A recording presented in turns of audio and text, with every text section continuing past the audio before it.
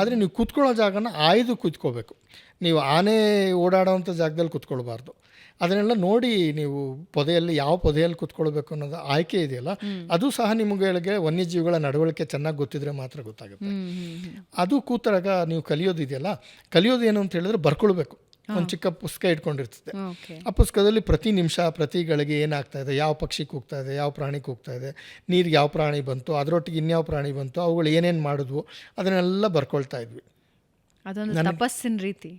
ಅದು ನನಗೆ ಇವಾಗ ಹೆಂಗೆ ಅನಿಸ್ತದೆ ಅಂದರೆ, ಅವಾಗಲೇ ಮೊಬೈಲ್ ಫೋನ್ ಬಂದಿರೋ ಚೆನ್ನಾಗಿರೋದು, ಎಲ್ಲ ದಾಖಲೆ ಮಾಡಿ ಇಟ್ಟಿರ್ಬೋದಿತ್ತು. ನಾನು ಹೇಳೋದಕ್ಕೂ ಅದನ್ನು ತೋರಿಸೋದಕ್ಕೂ ಬಹಳ ವ್ಯತ್ಯಾಸ ಇರುತ್ತೆ. ಪ್ರಪಂಚಕ್ಕೆ ತೋರಿಸ್ಬೇಕು ಅಂದರೆ ನಿಮಗೆ ವಿಜುವಲ್ ಮೀಡಿಯಾ ಬೇಕು ನಿಮಗೆ. ಆದರೆ ನನ್ನ ಹತ್ರ ಇವತ್ತೂ 100 ಆ ಚಿಕ್ಕ ಪುಟ್ಟ ಪುಸ್ತಕಗಳಿದ್ದಾವೆ, ಶೇಖರಣೆ ಮಾಡಿಟ್ಟಿದ್ದೀನಿ.